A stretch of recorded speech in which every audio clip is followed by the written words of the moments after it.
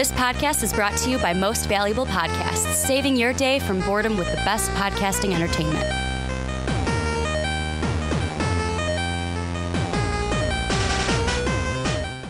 What's up, what's up? Real MVPs, Ricky Widmer here, along with fellow Manchild, Johnny Karlic. Actually, I go by Susan.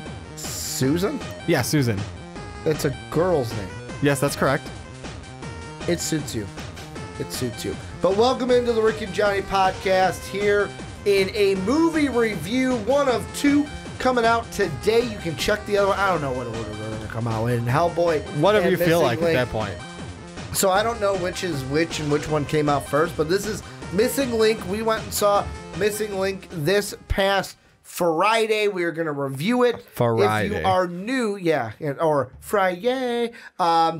If you're new to a movie review, Don't how do that we again. do it, you don't like Fridays? No, I don't. You don't like Friday? I'll leave the podcast Friday. right now. I will leave right now. You can do this review yourself. Basically, we saw Missing Link. If you're new to a review of ours, we stick in a non-spoiler mode first, kind of review a little bit of it. Then we move into spoiler mode, spoil the shit out of stuff. We give a show stealer at the end, who's our MVP for the movie, and then we give our rating out of 5 Chickens. chickens. Is that what we're going to do? I don't know. That's what I We thought can do of. 5 chickens. We can do 5, what is it, creme de la or creme de la? Is that the name of the place? Shangri-La. Shangri-La. There's only one That's the name of the Shangri-La. place. Or we can do 5 Sasquatches. Because Sasquatches is not the proper... Sasquatch is the proper. Sasquatches. Basically, we'll do 5 chickens then. We give it a score out of 5. 5 something from the basically movie. At the end. But before we get into everything, make sure to check out patreon.com/mostvaluablepodcast. That is how you support us. If Mr. Link from Missing Link was in this room, he would have a hard time being on camera because it is small in here. And that's our main goal for Patreon this year, is to get ourselves a new studio. You can help us out by going down to Patreon and joining the bronze, silver, and gold tier. We got tons and tons of rewards for our patrons at each of those tiers. Check them out down below. But Johnny, let's jump into this review, and I will ask you what I always ask you at the beginning of a review. What were your thoughts? I thought it was a really good movie, actually, for children's. I didn't know till the end, and I just don't know if this is necessarily a spoiler, but it's all stop motion. Yes, that is Obviously, not a spoiler. Obviously, without like the CGI fixing. So, I mean, I'm always impressed more so when something's done with stop motion, because it takes more time, it takes more patience, it takes a lot. Like I don't want to call it a dying art, but it kind of is in this day and age. We don't see a lot of stop motion. No, not a lot of things are stop motion anymore. And I get it, because a lot of it, like I said, it takes a long Gumby time. was stop motion, right? Yes. From when we were kids? Yeah, he was stop motion as well, yeah. Yeah, what I'm thinking. Nightmare Before Gumby, Christmas was... Chicken Run. What was it? I'm blanking on the name. Gobber. Wallace and Gromit? That's it. Wallace and Gromit was, like I said, Nightmare Before Christmas was. Yeah. A lot of the Tim Burtons are too. So I think Frankenweenie was. Yes. I think Paranorman. Paranorman would, yeah. Kubo, that means Kubo would be too.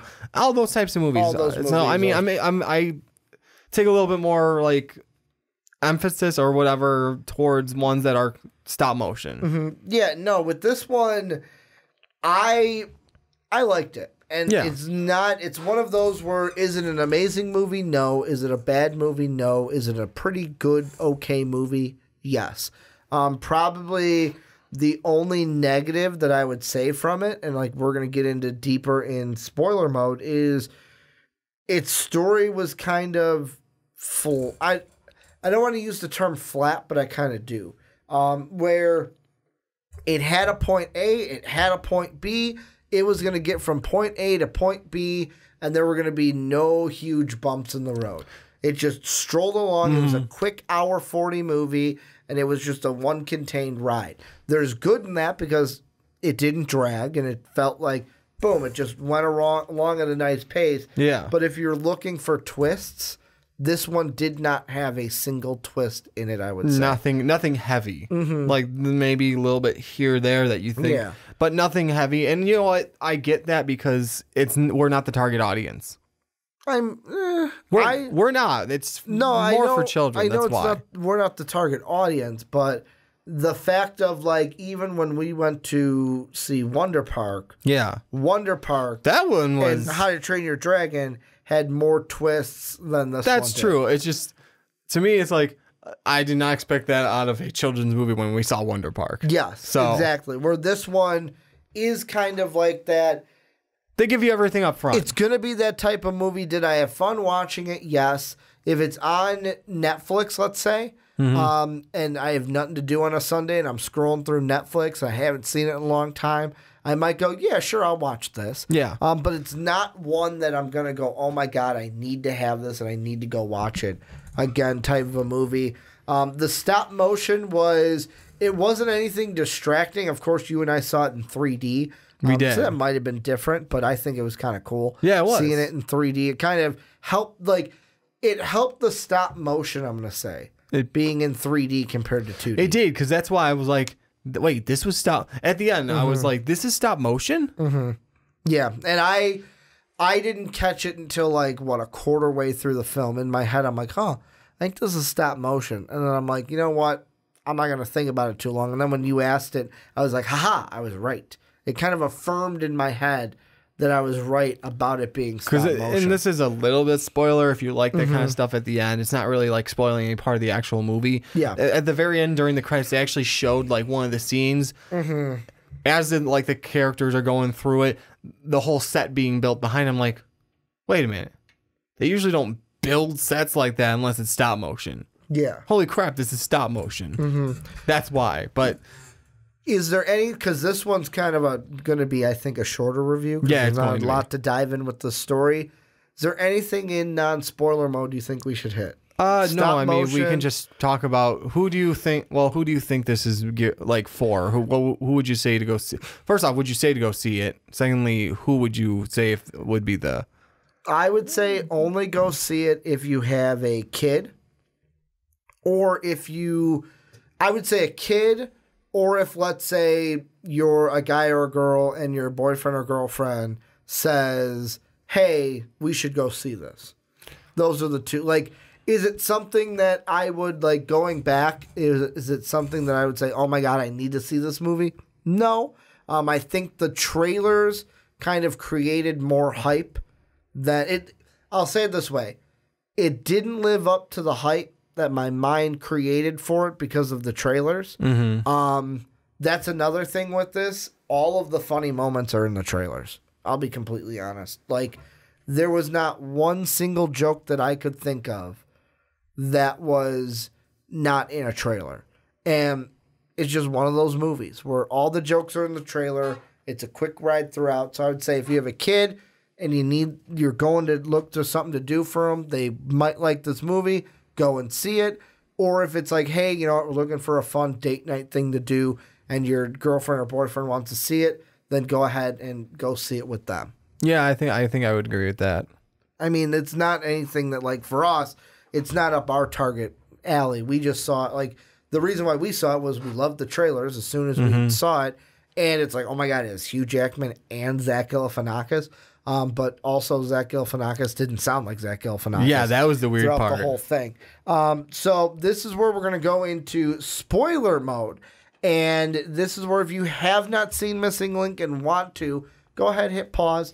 We will be here waiting. You can go see the movie, come back, and then we will spoil the shit out of it for you. So we have now officially entered the spoiler zone. And Johnny, I will ask you this. Is there anywhere in the story you distinctly want to start with? No. I mean, and that right there is the problem with this movie. That right there is the problem. That, yes, I understand it's a children's movie.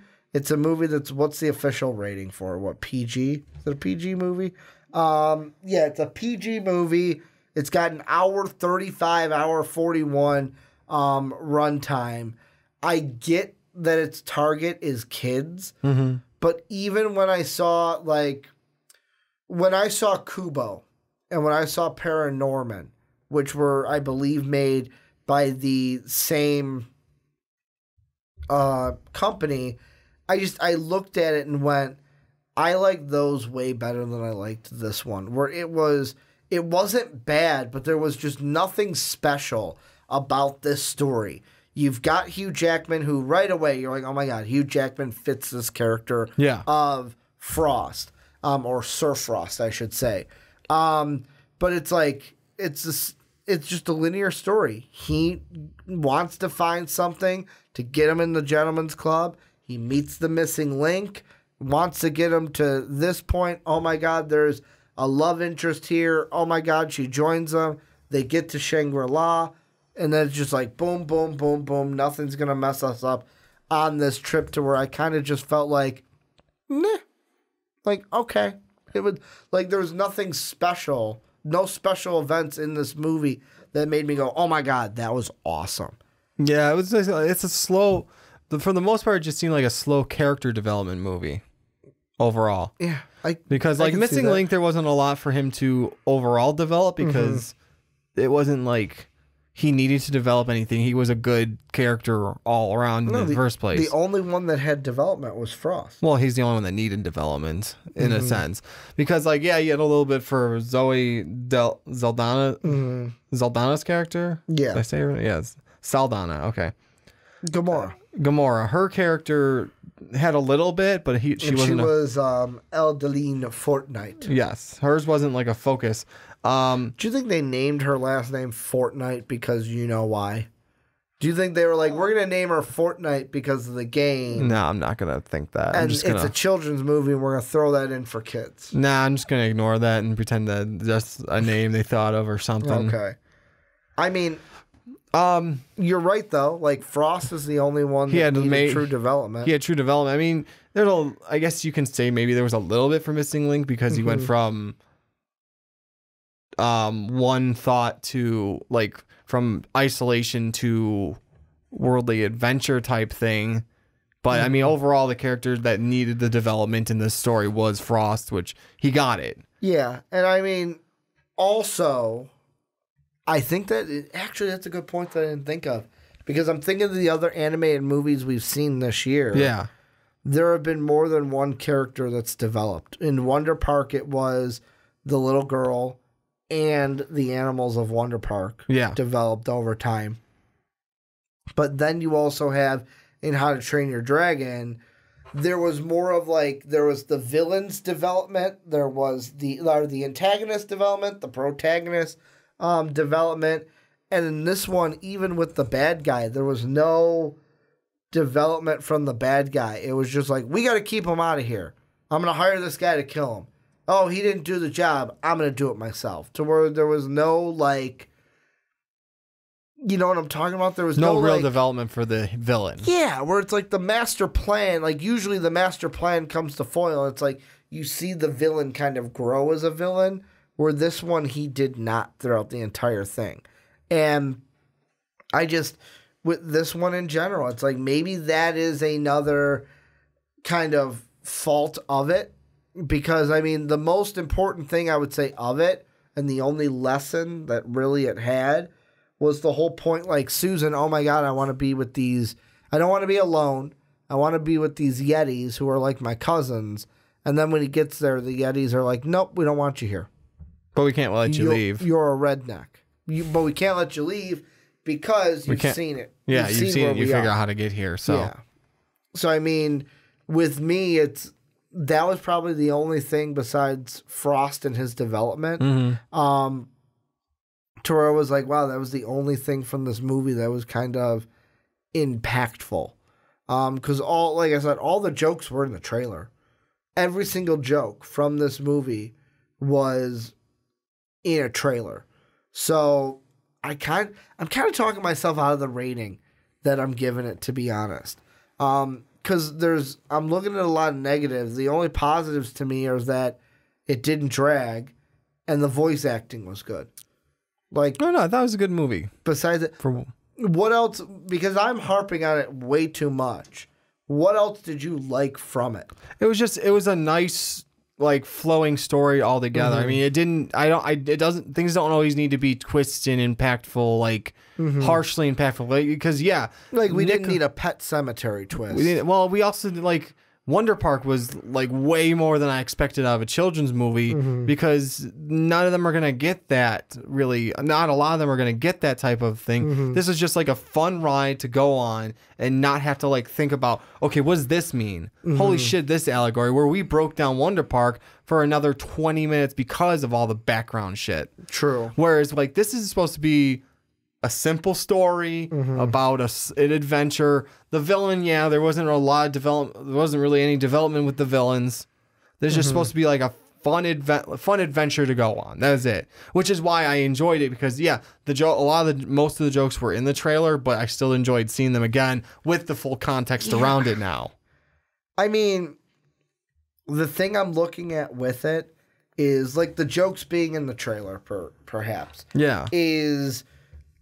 It's not like the jokes weren't funny. It's not like, oh my God, I've seen it again, so yeah, I don't want to see it again. But it's like it's almost like it reminded me of the movie Down to Earth with Chris Rock, where that was a movie where that's a movie from when we were kids, where Chris Rock is he wants to break it as a comedian, but he can't, and then he has some sort of an event where he gets hit by a bus and God makes a deal with him where I'll send you back to Earth, but I can't send you back as yourself. I can only send you back as somebody who, and there's like a funny scene where him and the angel Peter kind of like, let's say you died. Before anyone found you dead, I can put you in that body and you can be that person. And he inherits the body of a rich white guy. And it's a comedy about him being on the outside, the rich white guy, Mr. Wellington. But on the inside, he's Chris Rock. And he's the like black guy on the inside.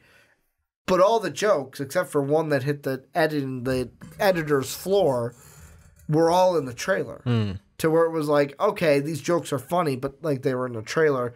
That's what it reminded me of here. Of the jokes are still funny, even though you hear them, because like we saw this trailer numerous times. Yeah. And it was still funny. I just feel that, and right here I kind of look at, so this is from Adam Graham of the Detroit News, and I kind of agree with him in his words, where he says, the minute details of the stop-motion animation make Missing Link come to life. But Laika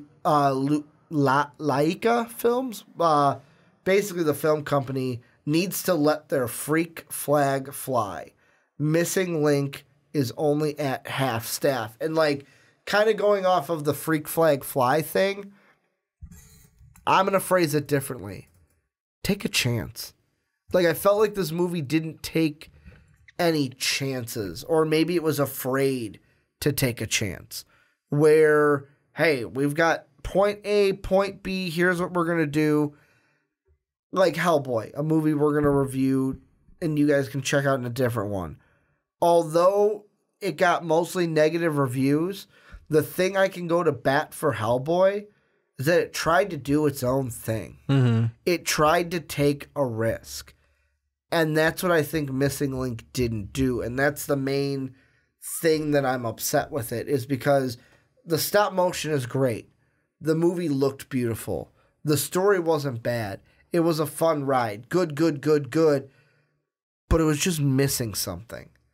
And to me, it was maybe taking that risk. Like, taking that risk with the story. It was missing a link in the story. That is what I think that it was truly missing at the end. The not taking a chance is the missing link. They weren't like, you are right. They weren't hugely like, I can't think of the words, perilous parts necessarily. Yeah. It was just kind of like, we know what we're going to do. We're going to play it safe kind of thing. And really like the only negative reviews I've been seeing are because of that. Like this one is ultimately Missing Link feels like a Wallace and Gromit wannabe without, I don't agree with this one, without the charm and laughs. It had charm and laughs. It did. Can't say that. It was just that like Victor from the Shelf, I agree. Missing Link stakes. Dazzles the eyes, captures the imagination, and warms the heart. It does that without taking any risks. And that's, I think, the asterisk next to it is, if you're going to like a movie like that, then great. It's going to be your type of movie. But with me, I feel like it misses something. Yeah, well, maybe that's the point. Like, for you would rather have some of those stakes, whereas, like, it was just supposed to... And it wasn't like I was looking for that coming in. That's just how I left. Well, I'm saying, though, maybe you, in some depth, you were looking for some stakes to be had, where there weren't really any, other than, like, there was a...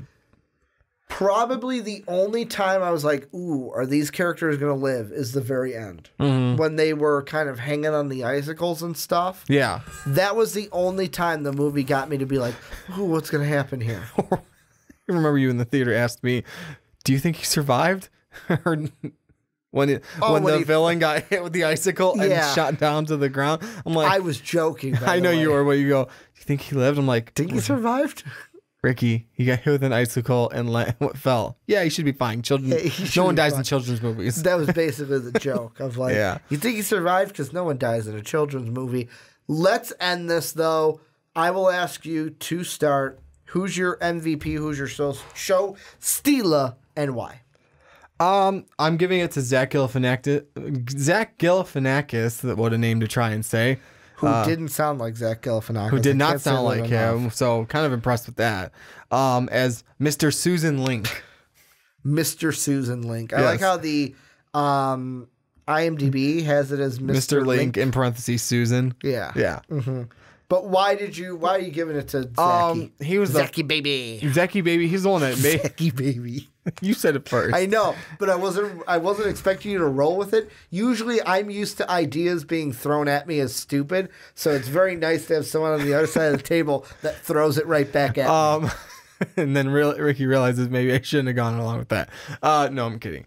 No, I thought he's the one that kind of drove the comedic and the heartfelt part more so than anything. So that's why I liked it. It wouldn't have been really much of the storyline itself without him. Like, you would have just had Robert Frost, sort of the self-centered adventurer, still be the self-centered adventurer by the end of this movie. So, like, we're at the very beginning where it's like his assistant gets almost eaten by the Loch Ness monster. But did you die? Yeah, but did you die? And then he storms off.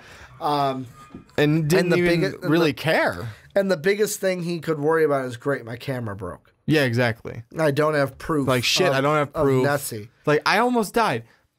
But shit, I don't have proof, man. Yeah. But did you die? Exactly.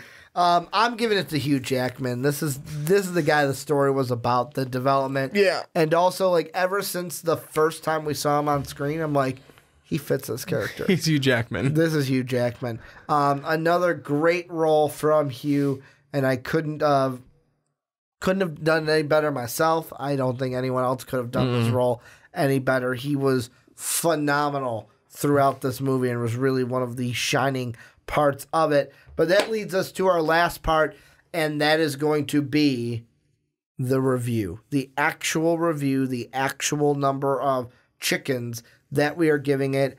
I'll go first, and this might be a little generous, but I'm going to do it anyways. It's a 3 out of 5. It's not for everything I've harped on it, it's not a terrible movie, but it's not a great movie. It's right in the middle. It's pretty good. It's okay. Like, for every negative about the story that I've said, it did make me laugh. It did make me smile. It was a fun ride throughout. So, I mean, it did have those good things going for it. And that's why I'm sitting there right in the middle and saying, bingo, it's a 3 out of 5 for Missing Link. How about yourself? I mean, it wouldn't be a Rick and Johnny podcast if I didn't go at least a little bit higher than you. You're at 3.5. I was debating, like, as we were talking, like, is it 3? Is it 3.5? And I'm like, do I do a 3.25? No, because in its own right, it's not Wonder Park. It's not. Don't be Dave. I think Dave's the only one in one of our reviews to give it a 2.5. I was thinking that at first. I'm like, no, I'm just going to go 3.5 because, you know what? In its own right, it wasn't I don't think it was even trying to do wonder parks of all these things go along with anxiety and depression. It wasn't How to Train Your Dragon where they're on their third one. You have to impress people even more. Yeah, Dave gave Solo a 4.25. Of course he did. But go ahead. Sorry. It's just like a fun ride. It wasn't, I feel like it wasn't supposed to be full of twists and turns or high stakes. It's just supposed to be a fun ride and adventure. Just asking for one bump in the road. You don't have to go M. Night Shyamalan. I know. I'm just saying, though. That's what one point where I go, are they going to die? See, they didn't do that, but I feel like they tried to pull at your heartstrings when they were all stuck in the ice cave. And Missing Link was like hopeless. But you showed me in the trailer him trying to throw him out. Trying. Like, I assumed they got out of it. We didn't know what that part was from either, so until we saw the movie. Yeah, I know. But after I saw them in the ice hole, I thought of the trailer and thought, oh, they'll be fine. So that's the whole thing I'm saying where it's like you didn't make me worry about these characters. I was more so like, what is he going to do after that? Did you say your rating, though? Yeah, I said 3.5. Okay. I didn't hear you. And I was going to put No, you just don't listen. No, I listen to you, big guy. Let's see. Really? Because I thought we voted that Willard Stank was getting MVP. No way. Just joking. Jesus. This is any final thoughts on Missing Link? Just fun. Shorter than usual, I want to say. But this is one where it didn't have a lot of meat to it. This is like, it's that turkey link, or it's actually, here's what it's like. It's like a cheese curd that Dave had yesterday at Buffalo Wild Wings. It's got the outside of it, but when you bite in, you're like, could have had more cheese in there. I was expecting more cheese inside that cheese curd. It was a very empty shell of fryness. There you go. That's what it was like maybe what's going on with half-filled cheese curd. Okay. Is what this movie was. Was it a good cheese curd? You're like, yeah, it was a pretty good cheese curd. But it wasn't like that really good cheese curd that had all that cheese in it. That is what that wants. You can also see that I'm hungry. I'm going to get food after these podcasts. But this is where you guys come in.